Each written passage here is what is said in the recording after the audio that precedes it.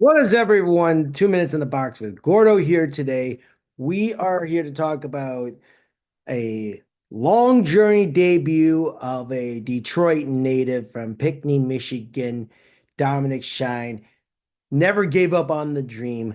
First game in the NHL with his hometown team of the Detroit Red Wings. Just signed a 2-year two-way deal with the Detroit Red Wings and with the Grand Rapids Griffins, who spent 9 years with the Griffins, played his college hockey at Northern Michigan University Wildcats in Marquette, Michigan, and 4 years of the USHL of the Lincoln Stars. Congratulations on one hell of a journey getting to the show.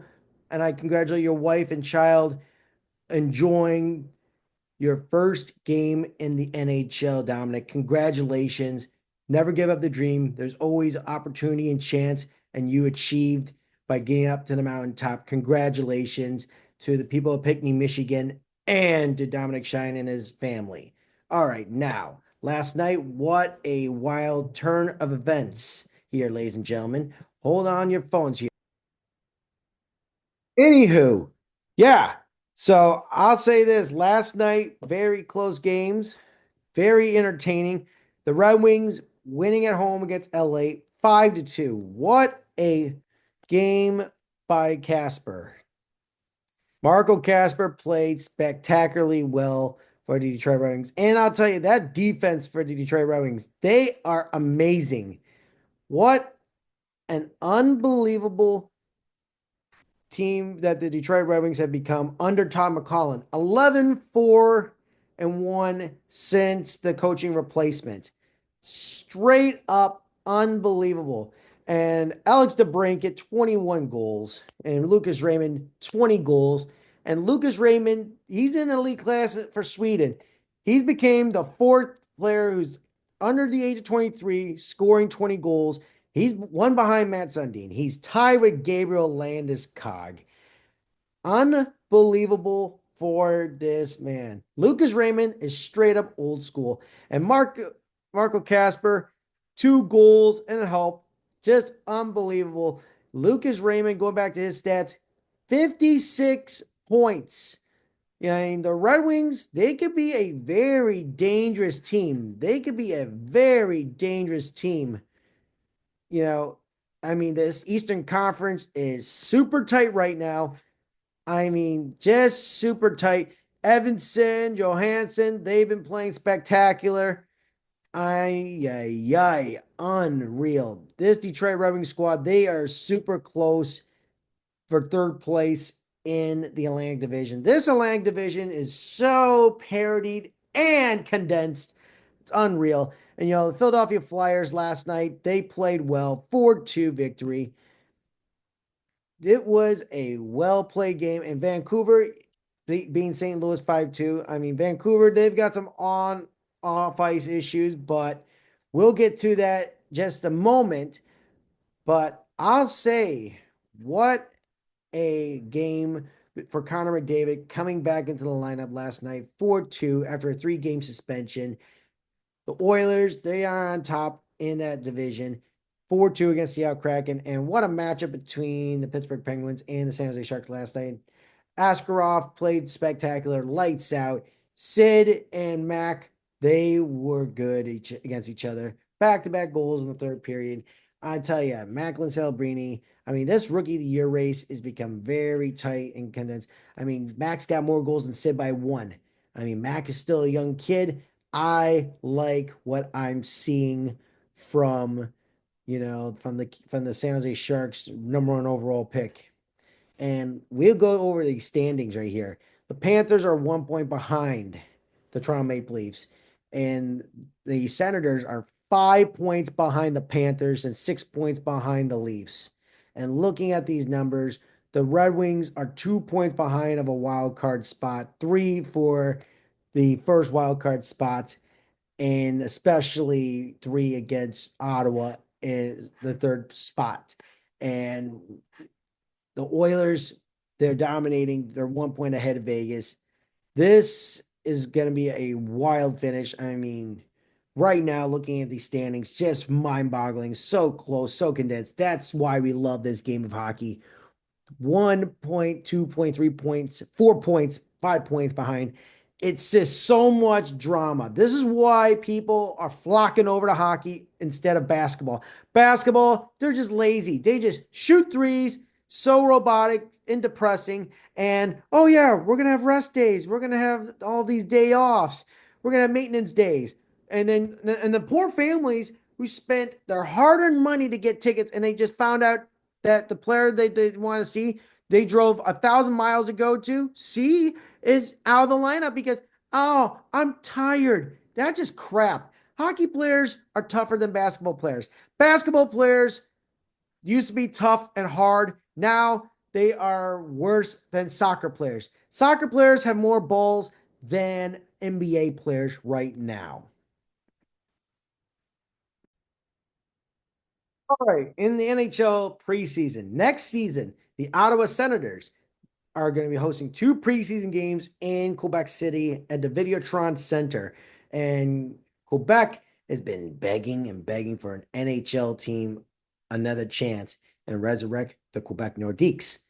And the Ottawa Senators will be playing against the Montreal Canadiens and the New Jersey Devils at the Videotron Center in Quebec City. And their owner of the Ottawa Senators is like saying he wants to get in their team in the NHL in Quebec City. It's rubbed her off the wrong way for the Ottawa Senator fans.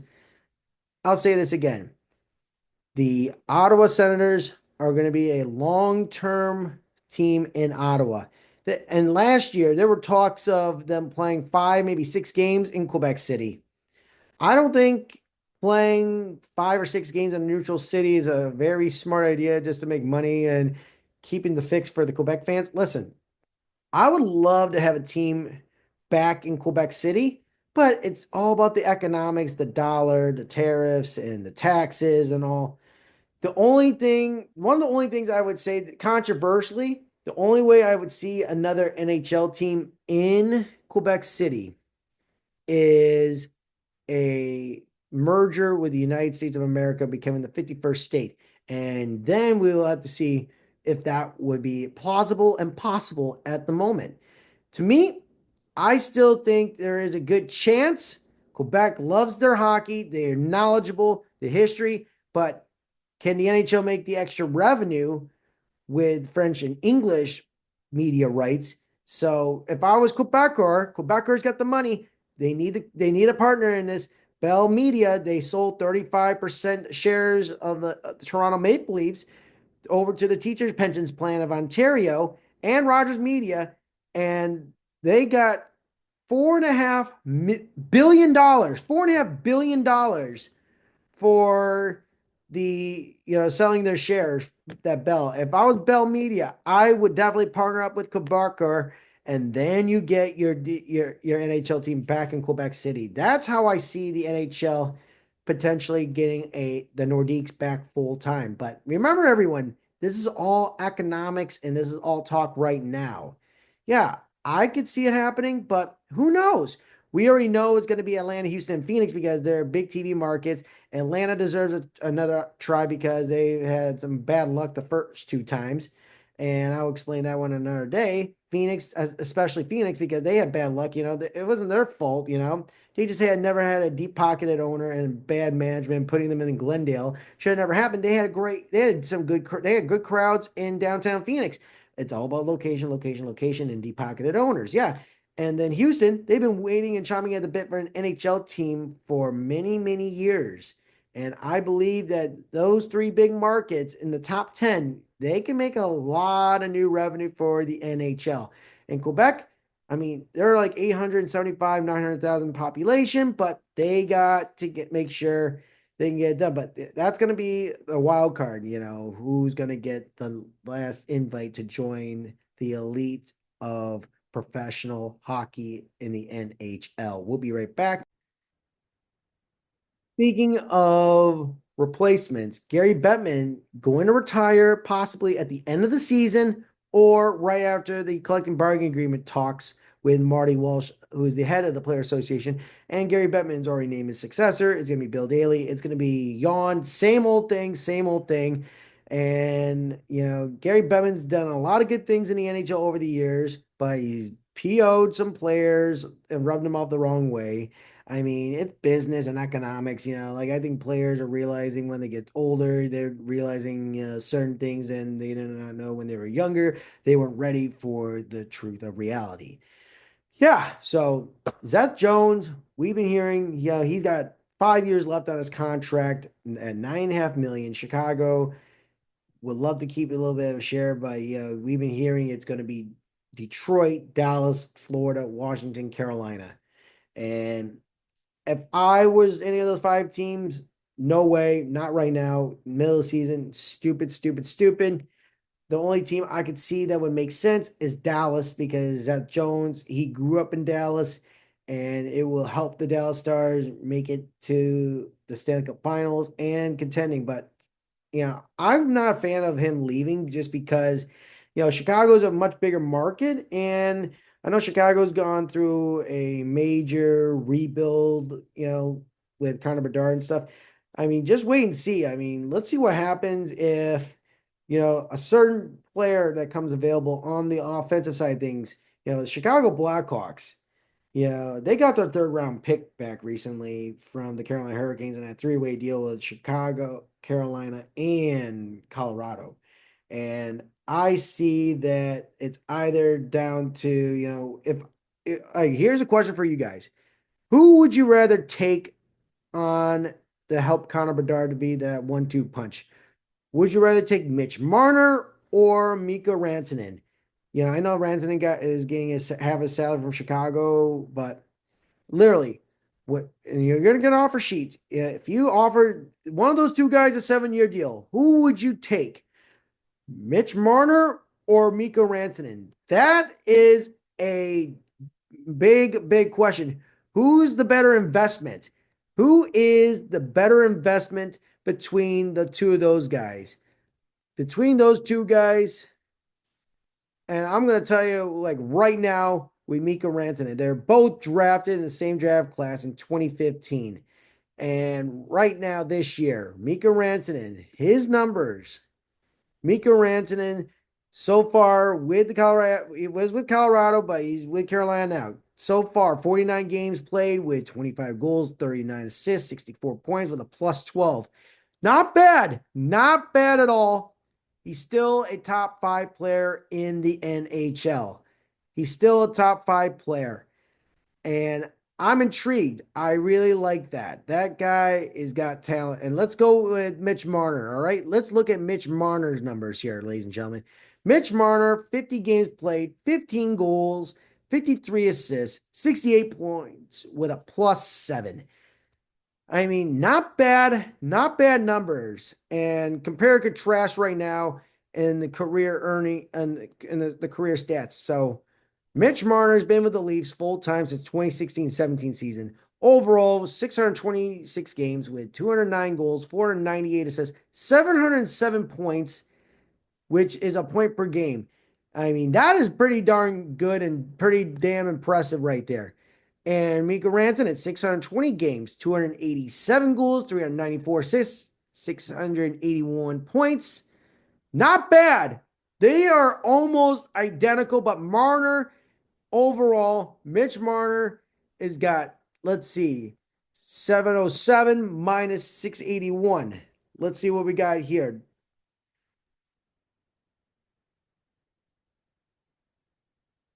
26-point differential. And I'd say this, it's a very close race. I mean, Mika Rantanen, he's got a Stanley Cup. Mitch Marner, he's been to the second round twice. But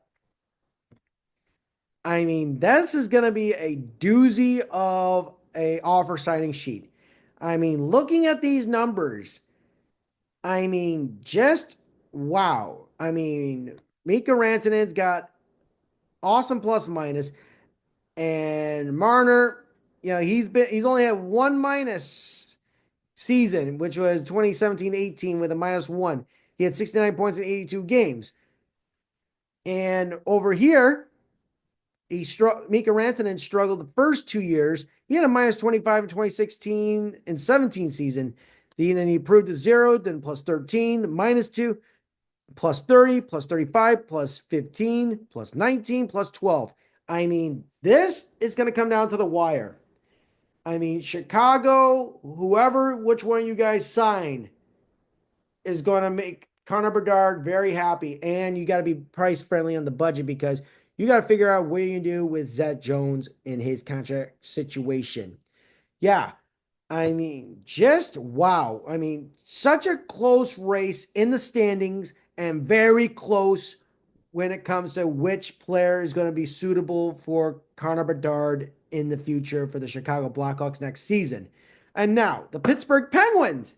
The Pittsburgh Penguins, you know, they've been owned by Fenway Sports and Entertainment, for the last 4.5, 5 years. And there's been reports that they are considering selling a minority stake and share of the team to a highly investor. If I was Fenway, maybe I should give something, to Sidney Crosby to make him Penguin for life. Yeah, he could be a Pittsburgh Penguin for life. Just like what Mario did when he saved the Penguins back in 1999. Do the right thing, Fenway. Give 5%, sell 5% to Sidney Crosby so Sid could be a minority owner along with his former boss and still good friend Mario Lemieux. Make sure you do the right thing. I believe that would be the right and beneficial offer for the Penguins, what they do. Sell 5% to Sid and the other 10%, maybe 15% to a local investor to the Pittsburgh Penguins. Anyone in the city of Pittsburgh in the 412, make sure you get your wallets and your checkbook ready so that you can buy that share of the Pittsburgh Penguins away from the Fenway Sports Entertainment. I know they've had a tough year. They had the roughest few years. And I'll say this, Pittsburgh needs to make sure what they're going to do with Carlson, Malkin, and Sid and Letang. I mean, Sid, remember I said 5%, but Sid should buy 5% of the Pittsburgh Penguins, and then the other 15% should be invested from a local ownership group. That's what I would do if I was Pittsburgh Penguins and the Fenway Sports Entertainment Group. That's what I would do.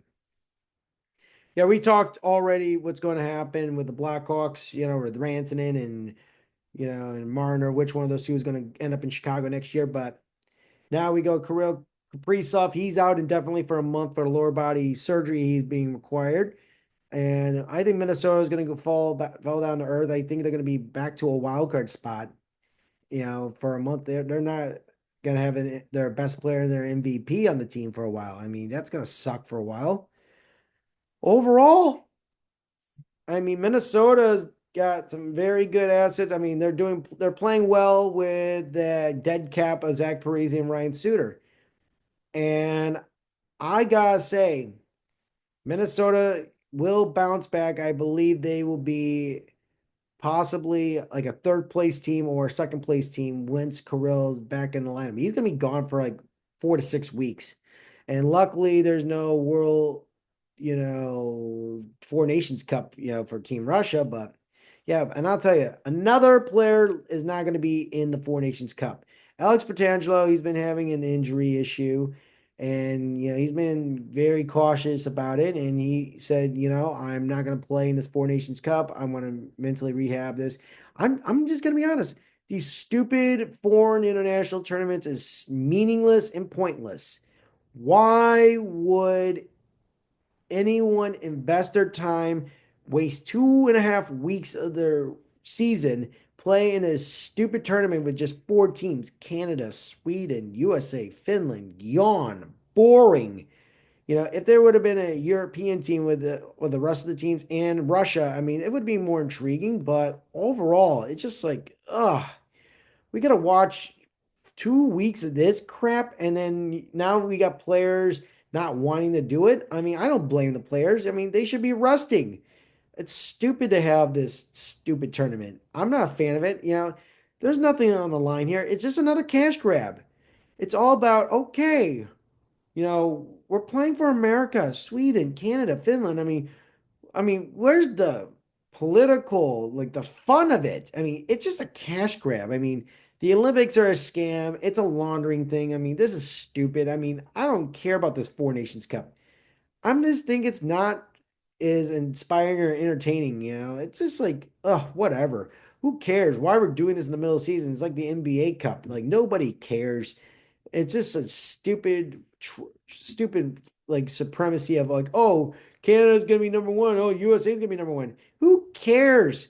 You know, play for the team in front of you, instead of like, if this were the Olympics, this would be a totally different conversation. But four nations, ugh, I'm just not going to waste my time talking about it anymore. But now let's get to the Vancouver Canucks. The Vancouver Canucks, they've got issues, with, oh yeah, with JT Miller and Elias Pettersson. I know there's two of them, but the high scoring Pettersson one, who's making $11 million a year. I mean, I would personally say trade both of them. Trade Elias Pettersson away to Buffalo. Make sure, you get Dylan Cousins and Bowen Byram. I mean, that's the only way you're going to make this better. And JT Miller, whoever's got cap space and who's in the mix for a player, you know, go ahead, do it. But I'm going to say this about the NHL trade deadline. It's going to be a dud. A lot of teams in the East are so close. They are like, oh, no, no, no, no, no. We're still in the hunt. We're still in the hunt. We're still damn close. We're not going to screw the flow and rhythm of this. We got the momentum. Yeah. Why would we waste our resources of making these stupid trades and then we're going to tail off and we're going to lose the momentum? We got to gain the momentum and get to the standings. I mean, the wild card, they're so close, and going back to Vancouver. I know they're going to they're like almost a point behind Calgary. And Quinn Hughes is like, oh, if they're going to be on a full rebuild, I don't want to be here. And Jimmy Rutherford's like, oh yeah, you're not going to be here. Like that's part of a rebuild. I mean, I'm not going to retool. They just need to get rid of the two bad apples in the locker room that's been plaguing this team most of the season. And don't forget, Rick Tocchet is on a contract year. If he doesn't make the playoffs, there's going to be a contractual negotiation of another 1 year, 2 year bridge deal. If they're not, he's not going to return. They're going to bring up somebody else. And Vancouver, the clock is slipping. You're going to be losing a franchise player. If Quinn Hughes leaves, I would not be surprised that Quinn Hughes goes to New Jersey and you got all the Hughes brothers together. I wouldn't be surprised that happens. But, who knows? This is all speculation to talk right now. And I believe we're going to see a fun, day of hockey. And we'll be back here tomorrow and giving you guys the breakdowns of all the games from last night and the latest news and rumors in the NHL. This has been 2 Minutes in the Box with Gordo, and I am your host, Gordon Maxwell. And I hope you guys have a wonderful day and enjoy the hockey for Tuesday night.